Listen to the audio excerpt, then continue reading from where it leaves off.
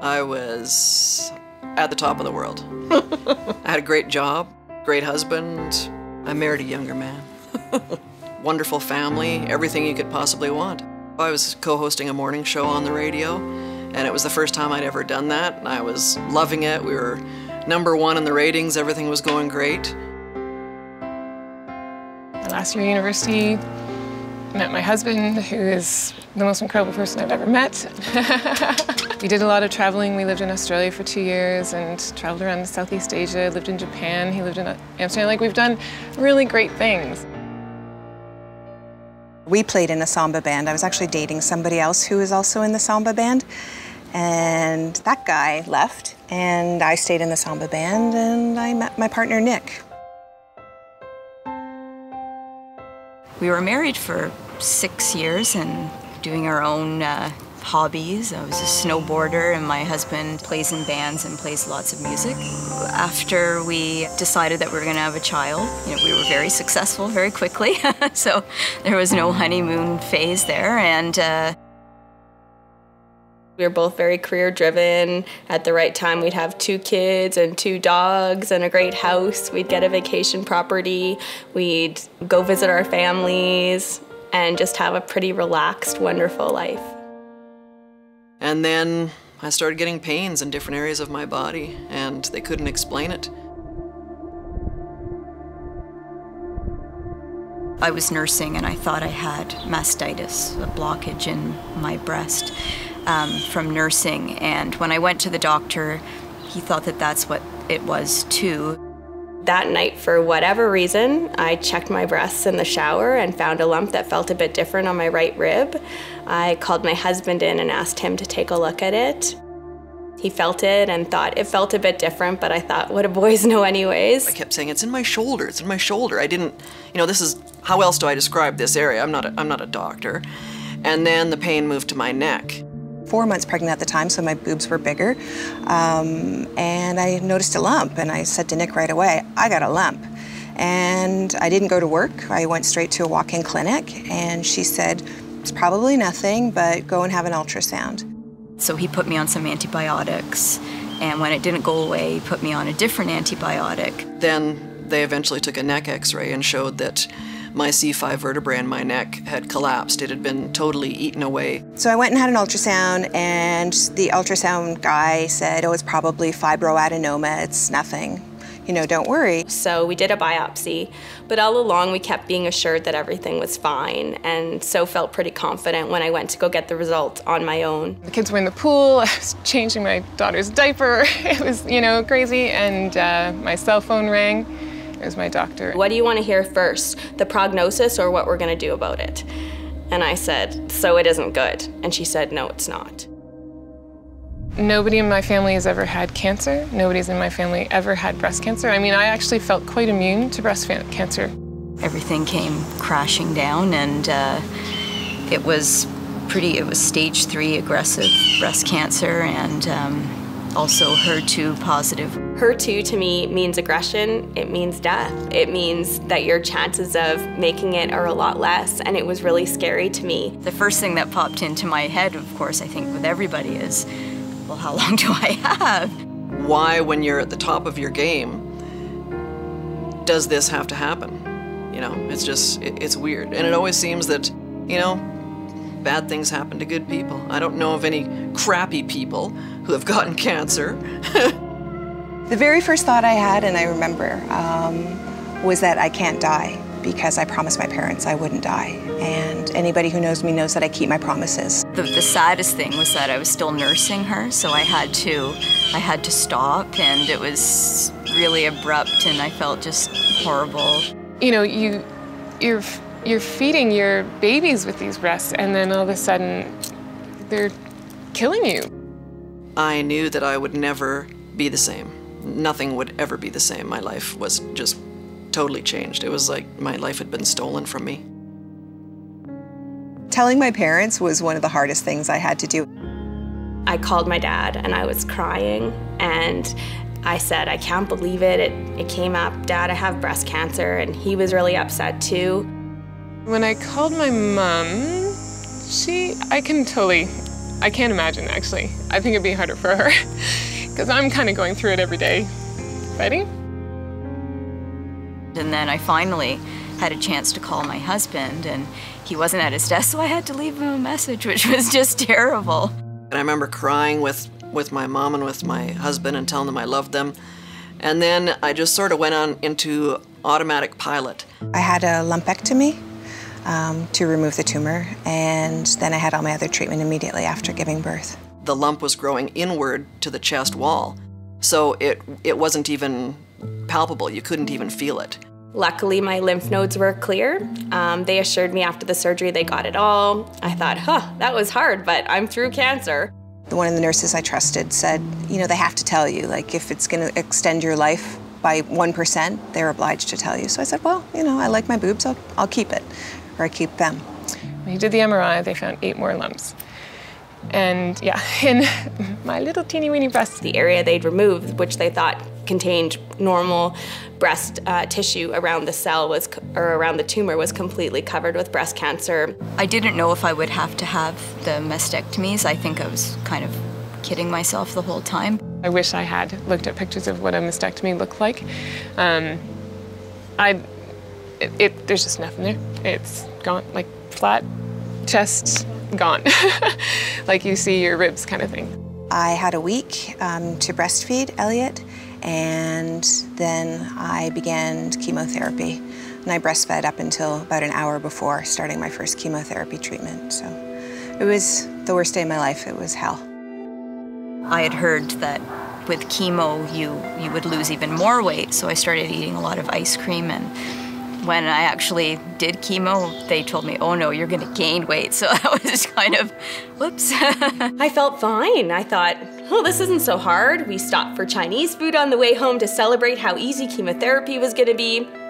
We ate a great meal, Halloween seemed great, and unfortunately a couple hours after that, I spent the next 12 hours on my bathroom floor vomiting every hour on the hour. My husband called the cancer center and he said, she's vomiting uncontrollably. The gravel's not staying down, what can we do? And he's like, suppository. And where do I get that? And I just yelled across the room, and who the hell's gonna shove that up my ass? I'm like, no way. I gradually shortened my hair, knowing that it was gonna fall out, and Nick eventually shaved it for me, and that was traumatic. But I went downtown immediately after having had my hair all shaved off and met my 2 very, very good friends, and I put on like really hardcore lipstick and I had a nice bright pink top on, and I kind of felt really intense. Everything, your hair along your whole body. Yes, you don't have to shave your legs, which is great.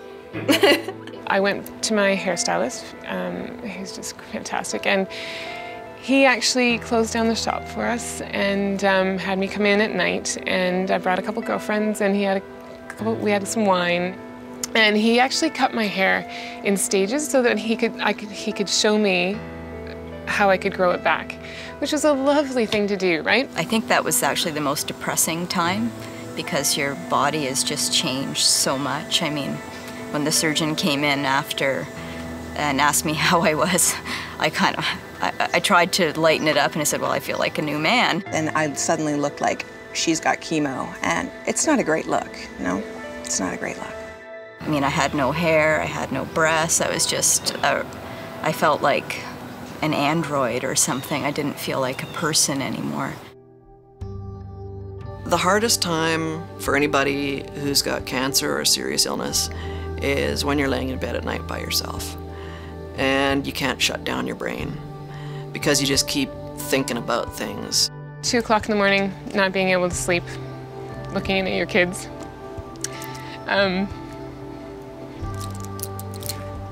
Imagining your husband with somebody else. Thinking about my son growing up without a mother. Yeah, that's definitely the hardest. It bothered me that people wouldn't let me just feel terrible and go down that dark path and just try to figure out what's going to make me feel better. I'd get so many pitying looks, and I'd get people going, oh my gosh, are you okay? And the thing I didn't like about that was how it affected Talon. But for me, I didn't care. For me, it was about the fight. And I'd say, yeah, I'm okay. I'm dealing with cancer. That's life. I wanted people to know that it's real, that young people get it, that this is what they're really going through. I actually had a former coworker saw me for the first time since my diagnosis, and I was long done treatment. He's like, you got the big C. And I'm like, cancer? Yeah, I got cancer. And I just said cancer, cancer, cancer as many times as I could in a sentence. You know, cancer. Can't you say it? Cancer. It's not a big deal. You know, and I found myself telling almost anybody. I'd be at the store buying something. So how's your day? I got cancer. I started the process of reconstructing my breasts. The first surgery was they just put small things in and they inflate them slightly, and you know, I went from looking like a 12-year-old boy to a 12-year-old girl, so it was great. Can I really be one of those people to hope to beat this? I mean, a lot of people do, but a lot of people don't. And so do I really, how do I warrant the hope to think that I'm going to be the one? But you do, you have to. Like, there's no other way to approach it. Life is full of change, and lousy things happen to good people and good things happen to lousy people. And yeah, you never know what's around the corner. You really don't. I think everyone goes through challenges in their life. Not everyone will get cancer, but everyone will go through challenging things. And to them, it is a big challenge, whatever it is. And having a support network around you gets you through that challenge like nothing else. I have never experienced love like I have experienced this year. I had no idea that it surrounded me as much as it did. My relationships in my life in general were only strengthened, mostly with my husband. My husband has really stood up to his marriage vows in sickness and in health, for better, for worse, for richer, for poorer. He was my best friend before, and he's my best friend now. There's a poem called I Have Cancer, but Cancer Does Not Have Me. And it's kind of been my mantra, that poem. It talks about all the things that cancer has brought to your life as well. And one of the lines is, I would never have been still enough to see the love around me. How can I protect my daughter from this, and how can I protect my nieces and even my sister and my cousins? And hope is definitely what will take me through those moments.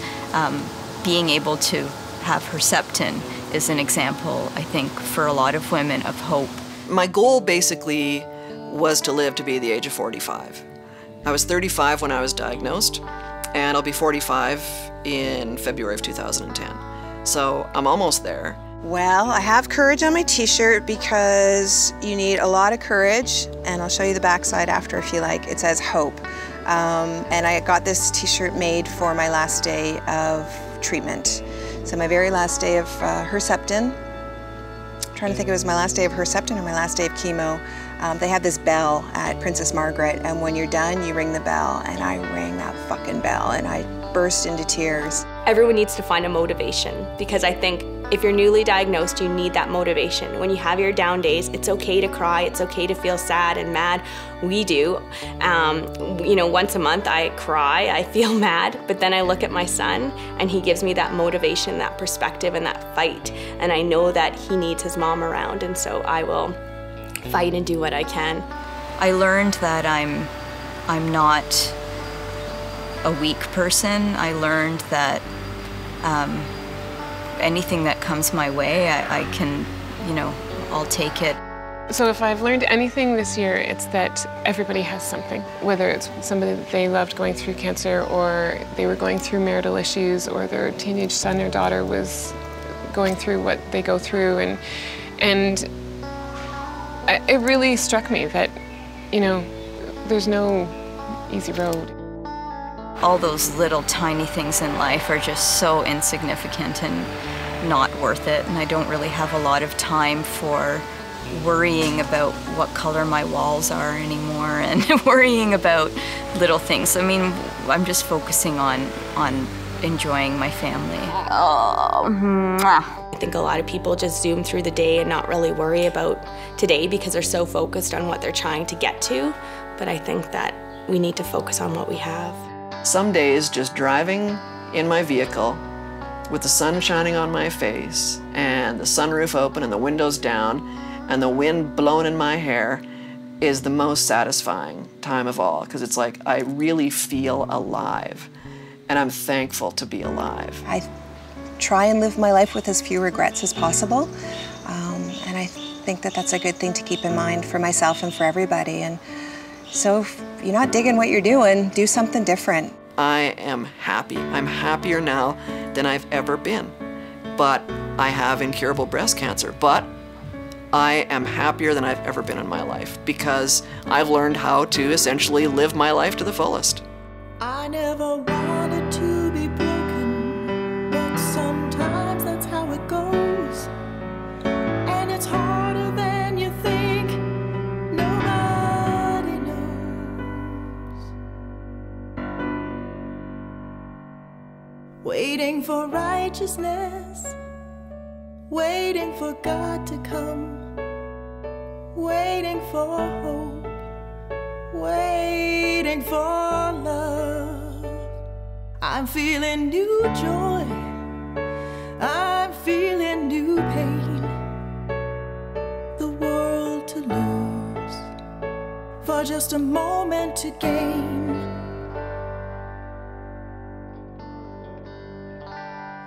And I never wanted to be broken, but sometimes that's how it goes.